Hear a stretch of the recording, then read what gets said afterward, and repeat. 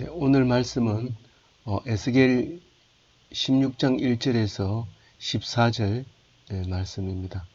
오늘 이 말씀 속에서는 에스겔이 바벨론 땅에서 포로된 자 중에 있어서 하나님 앞에 환상을 보고 하나님의 말씀을 듣고 그렇게 하면서 이 말씀을 기록하게 되는데, 오늘 말씀은 그 예루살렘이라고 하는 하나님이 계시던 그곳 성전을 얘기하고 있는데, 아름다운 처녀로 비유하고 있습니다.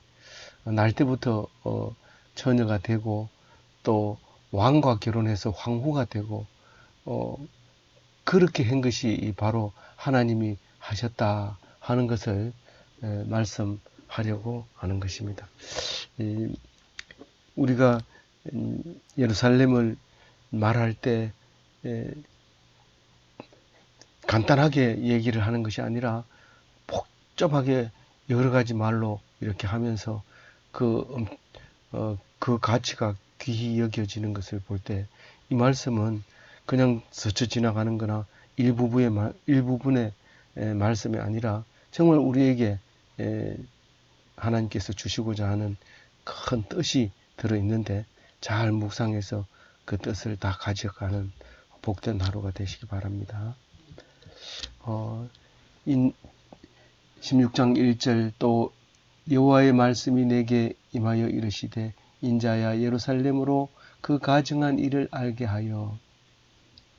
오늘 예루살렘이 어린 핏덩이가 되어서 왕후가 될 때까지 일을 기록하고 있는데, 그 일을 왕후가 되어 가지고 우리는 왕후가 되면 행복할 것 같고 또 왕후가 되면 잘할 흠이 없을 것 같지만, 사실 왕후가 돼 가지고도 마음속으로는 가증한 짓을 했다는 것을 2절에 말하고 있습니다.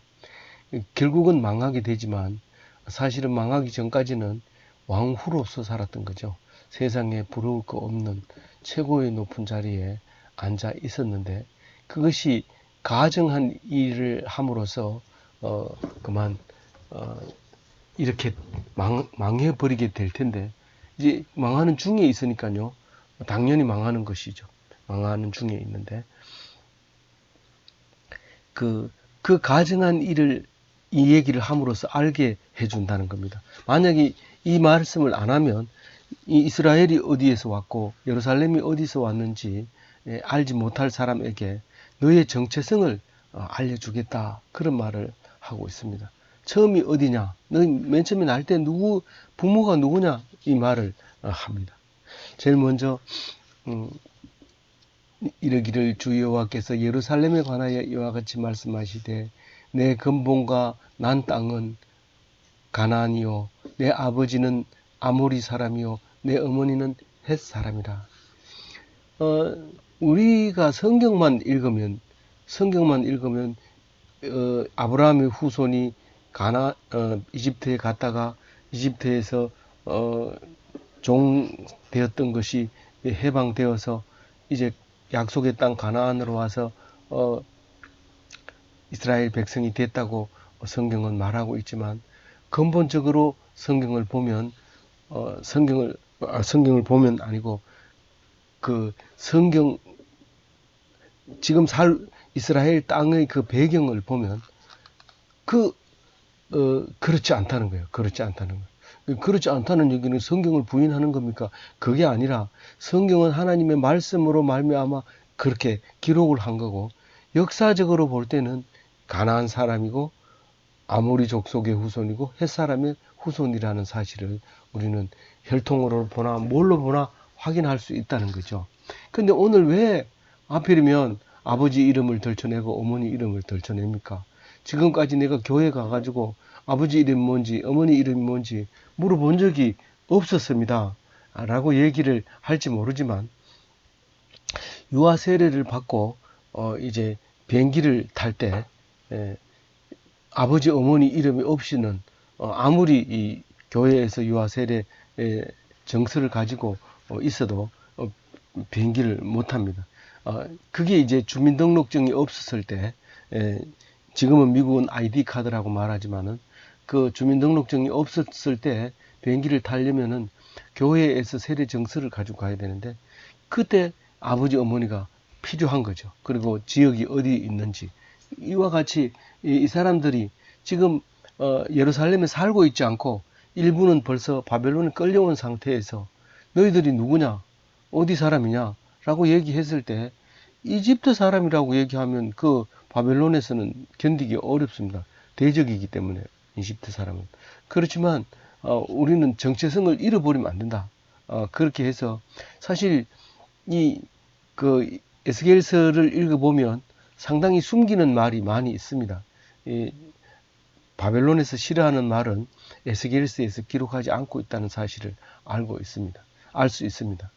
그래서 여기서 보면 가나안 사람이라고 가나안에서 붙들려왔기 때문에 나중에 돌아가면 가나안 땅으로 돌아갈 거고 원래 근본이 예루살렘 성전에 본을 두고 있다고 하는 것을 정체성을 알려줘야 이 사람들이 나그네로 살면서 돌아갈 땅을 생각하지만 자녀에게 그걸 가르쳐 주지 않고 그냥 살다가 죽으면 결국은 다른 사람과 다를 바가 없게 되는 것이기 때문에 늘 정체성을 따져 가는데 가나안에 살 때는 우리가 이 출애굽 백성이라고 늘 주장했지만 이제 바벨론에 끌려왔을 때는 가나안 땅이 우리의 근본이다, 근간이다, 우리의 뿌리다 이렇게 얘기를 하고 있습니다. 그리고 이것이 이제 70년 있다가 된다 하지만 사실 돌아오는 사람들 중에는 백몇 년 있다가 상당히 오래 있다가 돌아온 사람들도 있기 때문에 사실상 뭐 2000년 있다가도 돌아오는 사람이 있기 때문에 그러나 돌아올 수 있는 것은 이 말씀 때문에 돌아올 수 있는 거지 말씀 없이는 정체성도 없고 아무것도 없습니다. 말씀하니까 뭐 그렇게 말씀이냐 이렇게 얘기할지 모르지만 말씀이 곧 정체성이고 말씀 없이는 우리가 돌아갈 곳이 없고 그런 거죠. 그 얘기를 오늘 3절에 하고 있기 때문에 이게 중요한 말입니다. 이 가나안 땅은 지금 팔레스타인 땅 그걸 말하고 있는 거죠. 그리고 아모리 사람이라고 했는데 이 아모리는 그 모리아 땅이라는 거죠. 그 창세기에 그 아들 이삭을 바칠 때 모리아 땅으로 갔는데 그게 이제 모리아 산에 있는 그 모리아 사람이었는데 그게 뭐 아버지라고 여기서 표현하고 있어요. 근데 어쨌거나 이건 뭐 세월이 지난 뒤에 이렇게 기록하고 있는 것은 정체성을 그렇게 두고 있다는 것이고 그러니까 헷은 나중에 망하지만은 그쪽 지역의 사람인 것이 분명하죠. 그래서 이제 우리가 필요할 때는 집에 있는 호적을 들고 가서 내가 누구라는 것을 밝혀야 될 때가 있습니다. 오직 우리는 뭐 하나님의 사람이고 우리가 갈 곳은 천국이고 고향도 천국이고 그래서 뭐 고향도 돌아보지도 않고 부모님 제사도 안 지내고 하지만은 또 필요할 때는 이렇게 끄집어 와서 또 얘기해야 되는데 언제 그게 필요하냐면 붙들려 가서 남의 나라에 갔을 때 이게 필요하다는 거죠. 만약에 이게 없으면 마치 쓰레기처럼 버려질 수도 있는 그런 입장에 이제 있게 되는 거죠. 그런데 너희들이 어떻게 태어났는지를 이제 4절에 얘기합니다. 네가 난 것을 말하건대 네가 난 날에 날 때에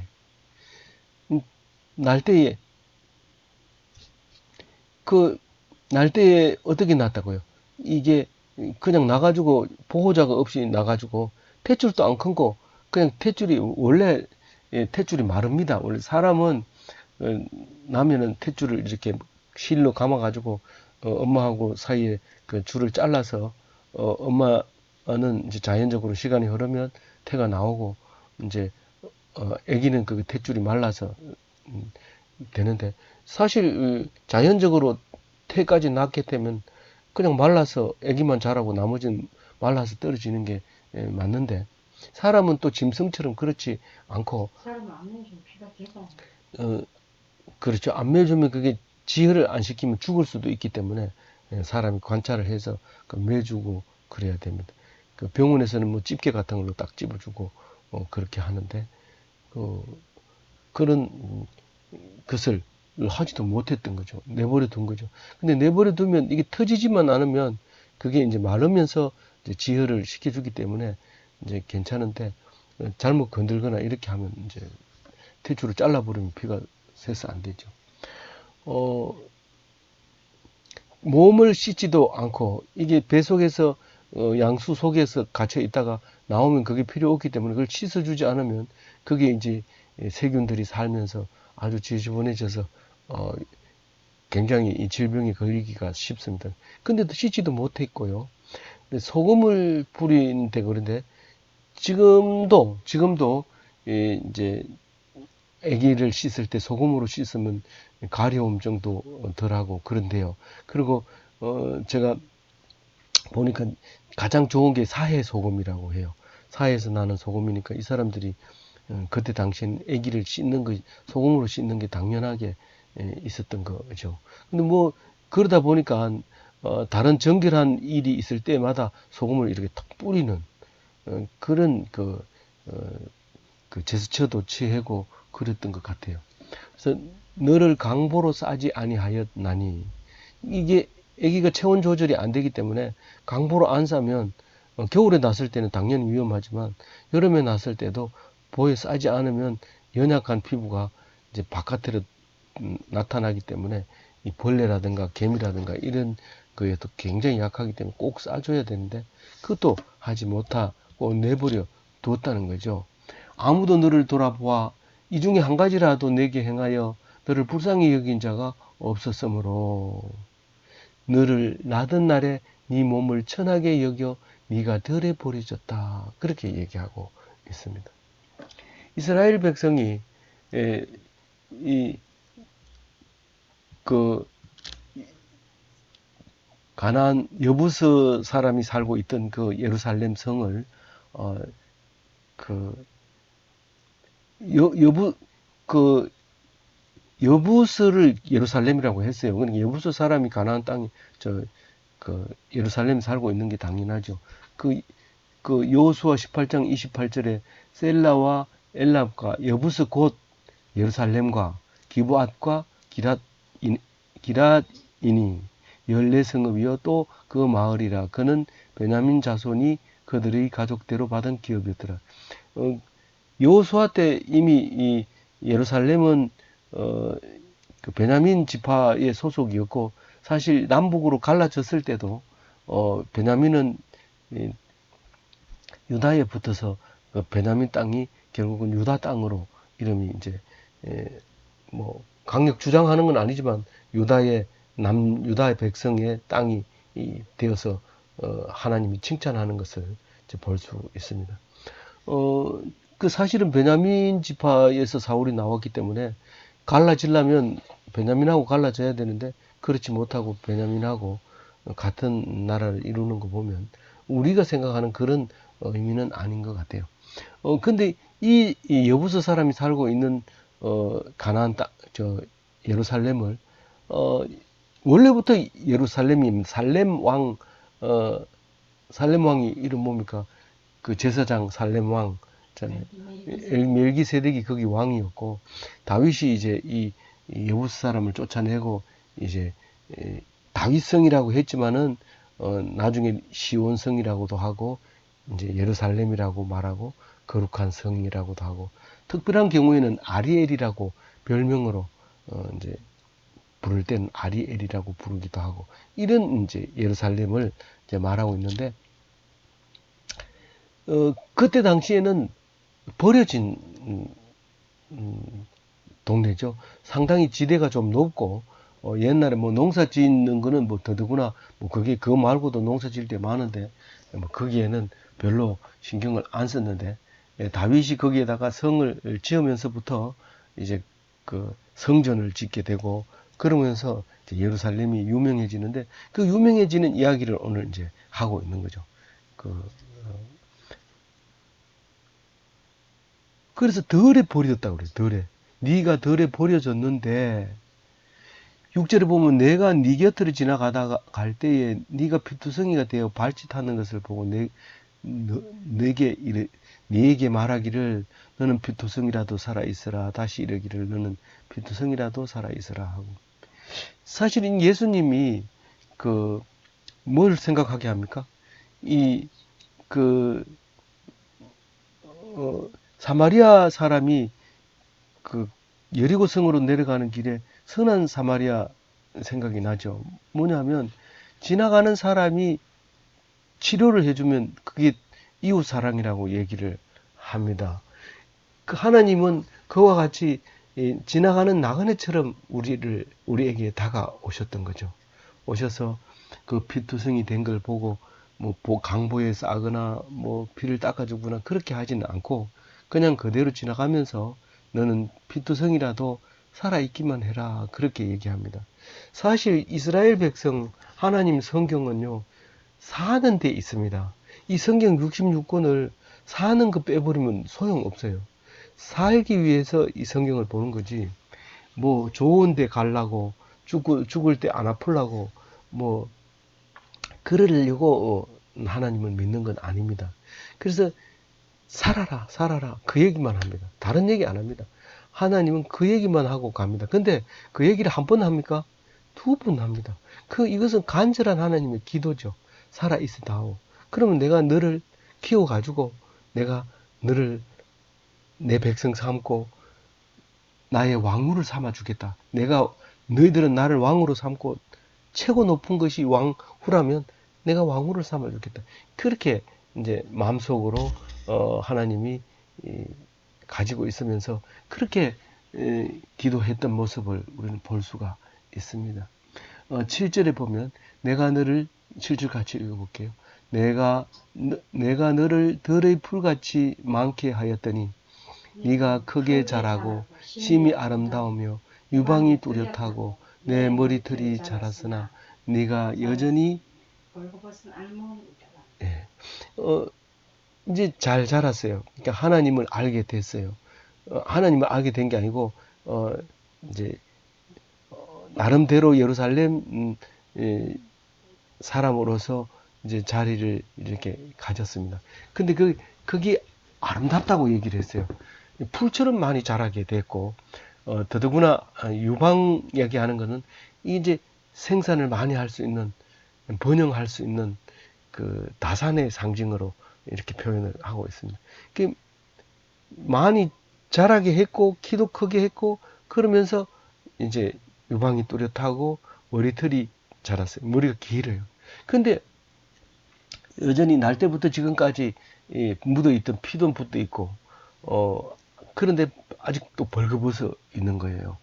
그런데 내가 네 곁을 지나며 보니 네 때가 사랑을 받을 만한 때라. 하나님은 직접적으로 절대로 관여하지 않습니다. 다만 옆에서 기도해주고 그리고 복을 내리고 다시 말해서 피동적으로 살 때 올 수 있도록 해주지 그걸 어떻게 해주지는 않습니다. 그러니까 적극적으로 있을 때 완전하게 하나님께서 복 주시는 모습을 보는데 이 8절에도 보면 이 지나가는 사람으로 행인으로 찾아오십니다. 아브라함도 지나가는 사람을 대접해서 그게 하나님이라는 것을 알게 되는 것처럼 우리가 지나가는 사람이 하나님으로 오실 수가 있다는 것을 생각하고 길가집에 살면서 잘 지나가는 사람에게 나쁜 말 하지 않고 좋은 것으로 해야 된다. 뭐 그런 생각을 잠시 해봅니다. 그런데 때가 사랑받을 만한 때라 얘기합니다. 8절에. 뭐 유방이 뚜렷할 때가 가장 이제 사랑받을 만한 때죠. 그래서 이제 하나님이 이제 불러서 옷을 입혀줍니다. 그리고 벌거벗은 것을 가리고 이제 맹세를 합니다. 너 이리 와. 손들어. 나도 손들고. 그래서 이제부터는 너를 내 식구로 맞이한다. 내가 절대로 버리지 않을 것이며 흰머리가 밥풀이 될 때까지 내가 너를 버리지 않겠다. 이렇게 하면서 너를 내게 속하게 하였느니라. 이 속하게 한다는 건 권속이 되게 한다. 아브라는 말인데 아버지로 삼는다 뭐 이런 의미를 가지고도 있습니다만은 어쨌든 주인으로 섬기는 이때 당시에 일부일처제라고 하면 결혼이라고 말하면 뭐 발끈할 사람이 있을 수 있기 때문에 일부일처제가 아니라 내 소속으로 만들어 주기만 하면 그 사람은 내 부인이 되는 것이죠. 근데 그런 말씀을 8절에 하고 있는 거죠. 9절에 보면 내가 물론 내 피를 씻어 없애고 내게 기름을 바르고 이 피는 날 때부터 묻었던 없애지 못한 그 피를 씻는 거죠. 그래서 이제 처음에 날 때하고는 신분이 달라졌다. 신분 세탁을 받았다. 이제 그런 의미로 읽으시면 되고요. 기름을 바르고 기름을 바른다는 건 안 발라도 되는데 바르면 더 멋있는 거 그런 거를 말하고 있습니다. 그리고 수를 놓은 옷을 입히고 물돼지 가죽 신을 신기고 가는 배로 두르고 모시로 덧입히고 이 수를 놓은 거는 특별히 공을 들여서 필요해서 입는 것이 아니라 모양을 내기 위해서 입는 것이기 때문에 레벨이 상당히 높은 것을 말하는 겁니다. 기름 바르는 것보다 훨씬 더 이제 높이. 그러니까 적어도 왕후를 만들려고 이제 입히는 그런 의미입니다. 이제 지금 물돼지는 잘 안 살지만 그때 당시에는 거기에 살았다고 그래요. 지금은 없어진 짐승인데 물에도 살고 묻에도 살고 이러는 그 짐승이 있었는데 그 가죽이 뭐 해달 비슷하기도 하지만은 하여튼 그런 게 거기 있었던 것 같아요. 바다에도 살고 민물에도 살고 이랬던 것 같아요.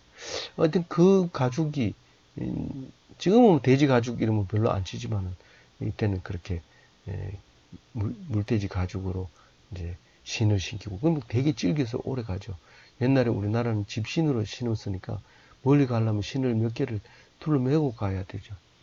남학신은 뭐 집에 있을 때 뭐 화장실 갈 때는 괜찮지만 멀리 가면 발이 부러터서 남학신은 신지 못하죠.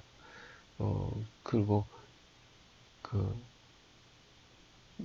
이 가는 배는 세마포죠. 그리고 모시 같은 것도 아주 실이 가늘기 때문에 만들기가 굉장히 어렵습니다. 가는 삼배는 또 그것도 어렵고요. 그렇게 그런 고급스러운 옷을 입히고 11절 같이 읽어볼게요. 폐물을 채우고 팔고리를 손목에 끼우고 목걸이를 목에 걸고 이렇게 이 폐물은 팔찌를 얘기하는 팔찌를 손목에 채우고 그 다음에 목걸이 목에 걸고 거기 보면 코고리를 코에 달고 귀고리를 귀에 달고 화려한 왕관을 머리에 씌웠던 나니 우리 이거 보면 뭔 생각나요? 하나님 말씀을 손목에 메고 목걸이에 걸고 코고리는 없지만 뭐 이마에 붙이고 귀걸이에 달고 머리에다 이렇게 또 씁니다. 머리에 쓰고 거기다 뭐 말씀을 넣는 유대인들. 좀 유대인들 때문에 우리가 이 말씀을 이해할 수 있지. 이게 만약에 아무도 없다고 할 것 같으면 그걸 어디서 보겠어요. 성경은 희한한 것만 썼다 이러지만 지금 현재 그렇게 살고 있는 유대인들 때문에 우리는 참 감사해야 되죠. 그렇다고 해서 우리가 유대인 될 필요 없습니다. 다시 말해서 우리 세상 기독교인으로서 세상 사람 살아가다 보면 내가 짓지 않은 집에서 살고 내가 짓지 않는 농사 짓지 않는 과일을 먹게 됩니다. 그것은 전부 믿지 않은 사람들이 농사를 지어서 줄 텐데 그걸 먹기 위해서 내가 농사를 짓는다고 하면 참 힘들잖아요. 근데 그 사람들 때문에 감사해야 되죠. 감사해야 되고 그래서 우리는 세상에 살면서 그 사람들과 같이 안 살고 어울려 살지 않고 혼자 살 수는 없습니다. 그렇게 오늘 이 말씀을 읽어 주시고요. 보면 왕관을 씌웠어요. 왕관을 씌웠는데 사실은 여기서는 왜 왕관인지 모르지만 뒤를 읽어보면 아 왕후로 삼았구나 하는 것을 알 수 있는데 지금 유대인들이 머리에 쓰고 있는 게 그게 왕관이구나. 이렇게 우리가 그걸 보면서 이해를 해야 되는 거예요.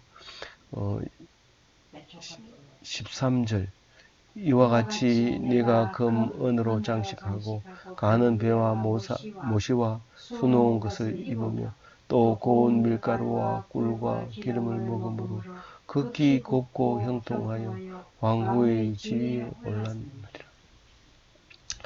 좋은 고운 가루를 먹는다고 해서 높아지는 건 아니지만은 높은 사람은 그렇게 험한 음식을 먹고 화장실 자주 간다든가 이렇게 하지 않게 하려고 좋은 음식을 먹고 또 그렇게 합니다. 일거수일투족이 그렇게 쉽게 움직일 수 없는 것이 왕후의 모습입니다. 그래서 오히려 더 가난할 때 아무거나 먹고 아무거나 싸고 그럴 때 좋았다. 뭐 이렇게 생각할 수도 있지만 가치가 다른 걸요. 그거는 부러워할 걸 부러워해야죠. 그런 거는 아닙니다. 그래서 이렇게 왕후의 지위를 올렸다는 것은 하나님을 우리가 왕으로 모시고 있었다. 왕으로 삼았다. 왕 같은 제사장, 왕이고 우리는 그래서 이 사람들은 이스라엘 백성은 절대로 세상 왕을 두지 않습니다. 그런데 우리가 하나님을 믿는 사람이 왕후의 지위에 올라 있다 하는 것을 잊어버리면 안 되는 겁니다. 예수님이 오셔서 내가 너와 결혼하겠다 그랬잖아요. 그러니까 우리는 예수님의 신부잖아요. 신부가 시시하여 예수님은 왕인데 우리는 왕후잖아요. 근데 그래 얘기하면 이상한 소리 한다 하면서 또 혼낼 수도 있어요. 그렇지만 우리는 왕으로 오늘 살아가야 됩니다. 14절 마지막 절 읽어봅니다. 내 화려함으로 말미암아 내 명성이 이방인 중에 퍼졌으니 내가 내 입힌 영화로 내 화려함이 온전함이라 나 주 여호와의 말이니라. 아무리 좋은 술을 놓은 거 입고 아무리 이 보석으로 치장을 한다 하더라도 시간이 지나면 녹슬고 때가 묻고 버리게 됩니다. 그러나 하나님의 말씀으로 입혀진 이 보석은 갈수록 빛이 납니다. 2500년 전에 쓴 책이 이렇게 집집마다 방방곡곡 때마다 시간마다 말씀이 읽혀진다는 것은 우리가 상상이라도 해볼 수 있었을까요? 그것은 세상에서 따라올 수 있는 책이 없고요. 베스트셀러로 말하면 또 세상에서 가장 많이 읽은 사람 따진다면 성경을 따라올 책이 없습니다. 흉내 내도 소용 없습니다. 흉내 안 됩니다. 잠시 반짝하고 치우죠. 그런데 이것만은 확실한 아름다움, 온전한 아름다움. 그것을 하나님이 만들어 주신다는 거예요. 그래서 왕후가 돼서 그래서 명성이 이방에게 다 퍼지게 된 거죠. 안 그러면 그게 우리 집 앞에 있는 몇 평짜리 이 땅보다도 더 못하대. 그렇게 말할 수밖에 없는 그 예루살렘이 우리는 그게 본거지가 되고 우리의 그가 근간이 되어서 우리는 잊어버리지 말아야 된다. 우리는 언젠간 돌아가야 된다.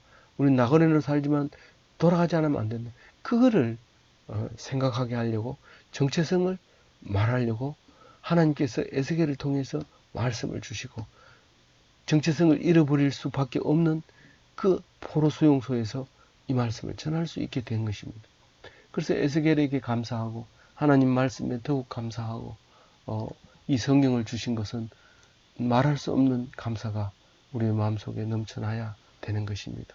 아무쪼록 이 말씀으로 큰 은혜 되는 하루 되게 하여 주옵소서. 감사합니다.